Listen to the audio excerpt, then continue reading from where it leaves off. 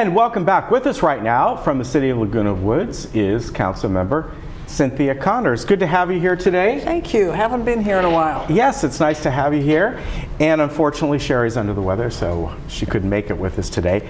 But she did send along some things we're going to talk about, and one of them is called the Dairy Fork Wetland and Habitat Research Project. And even though this is located in Aliso Viejo, this was something that was accomplished with several cities together. We've got some photos that she sent to us here. There she is. Glad you have the photos. Yeah. It is 4 cities collaborating because it's stormwater runoff from 4 cities. So it's storm drain runoff, which contains a lot of pollutants and contaminants and bacteria.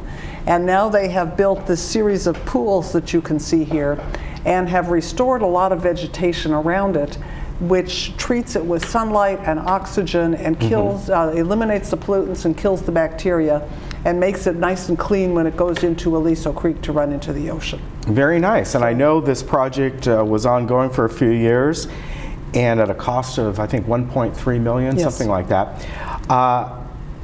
What was there before? Because was this a kind of a hiking area? I kind of know where it's at. It was undeveloped land primarily.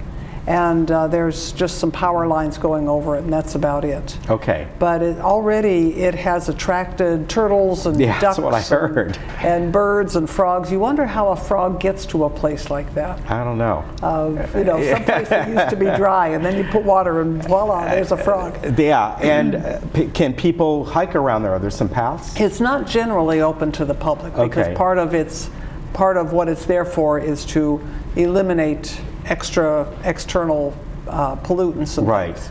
And we know, I've talked to you about this before in the past, about the problem with Aliso Creek. It goes through several municipalities, and whether it's this community or beyond, everyone has to do their part, and there's both state and federal and local regulations.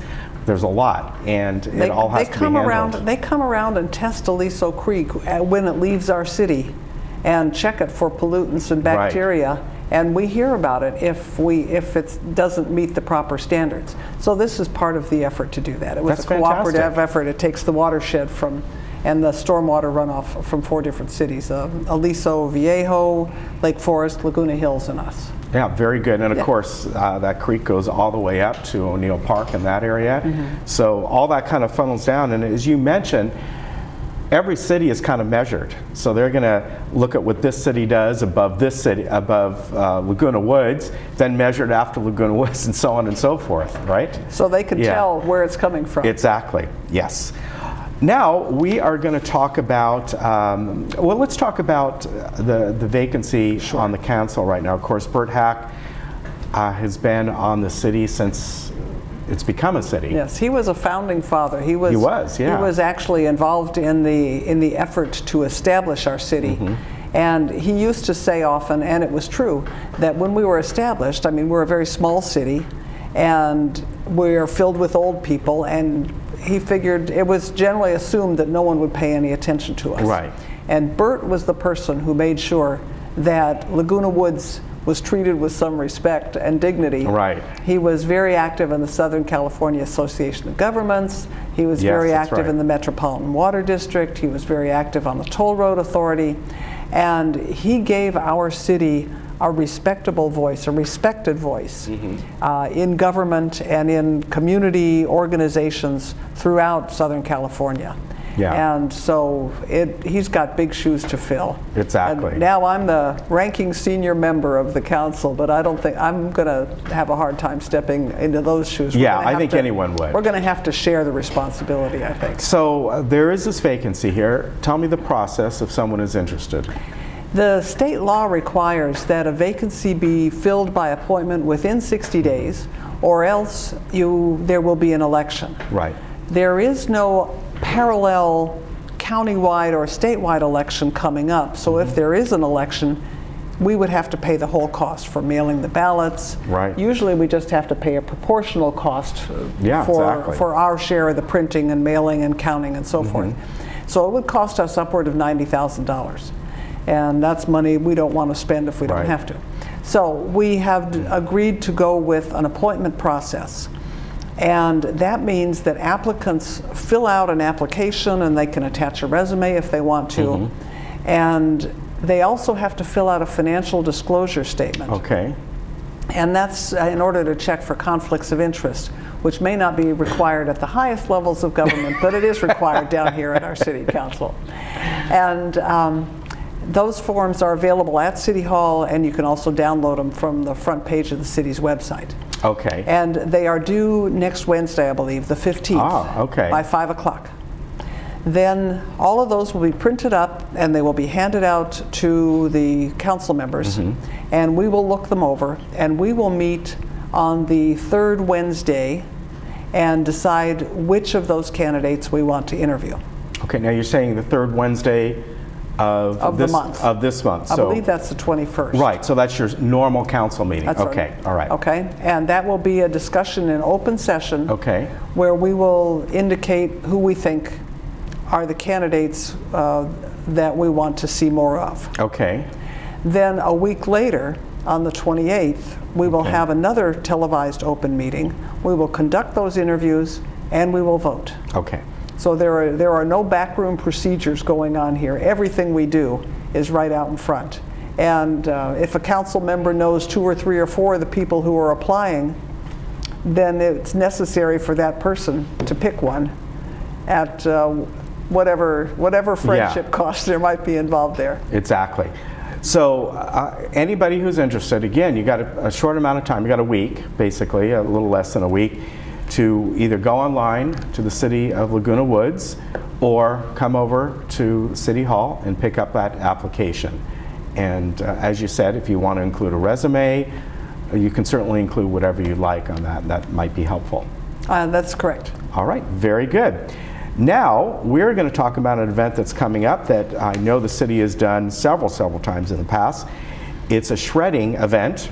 Basically, this is a way that if you've got some things that bank statements or all kinds of different things, credit card statements, tax records, things that you no longer need but you want to safely get rid of them, this is the way to do it.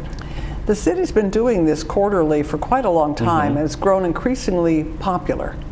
And now, and so there's been a real confluence of cars and people at our City Hall parking lot, which is not ideally laid out for this. And now with the parking lot under construction for the new Aldi's supermarket, we have less room than ever. So St. Nicholas Church has graciously agreed to let us use their expansive parking lot for this purpose. But because they have things going on the weekends, we have moved this to a new day, and this time it's going to be, I think, on Friday, June 30. Yeah. So the first thing is that it's a new place. The second thing is that it's a new day. The third thing is that the materials will not be shredded on site. Okay, and they used to be. They used to be. Yes. And some people take a lot of comfort in that. They like to bring in their stuff and stand there and watch it shred. And this is why, if you look at the flyer here, it says drop-off event. And actually, you bring your stuff in your car, and the staff will take it out, and they'll dump it into a metal container. They will load the metal container onto a truck, and the truck will drive to the shredding site in Lake Forest. And partly, people waiting to see their documents shredded was part of the conflict between vehicles and people, and we needed to smooth that out. Now, if people are really concerned and they want to know that their stuff is shredded well, and they're not comfortable, this is the same bonded licensed company we used for shredding on site. So we have confidence in them. But if people are concerned about it, they can buy their own cross-cut shredder and shred things at home. That's true.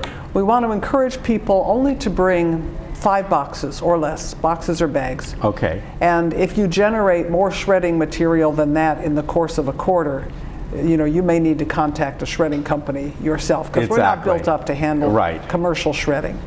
Don't bring newspapers. I was going to say there's pictures of boxes, those kind of things, but yeah. Don't bring newspapers and magazines. Right. Because, it just increases the volume. If you want to cut the label off of your magazine and throw it in your regular recycling, that's what you should do. Okay, because we want to tell people this is not a recycling event like for magazines and newspapers. Right. This is to safely get rid of confidential documents you no longer need. That's correct. Right. And it helps in expediting the shredding. It does. If people will take off the big black binder clips Exactly. and take things out of 3-ring binders, because those blades get chewed up. Yeah. You know, they can slice paper pretty fast, but otherwise people have to sort through and take those things off. So again, this is coming up at the end of the month, Friday, June 30th. It will be at the St. Nicholas Church in their parking lot, which is right up the street in El Toro Road, from 12:30 to 3:30. You don't need any reservation for this. You can just drive on through, drop off your stuff.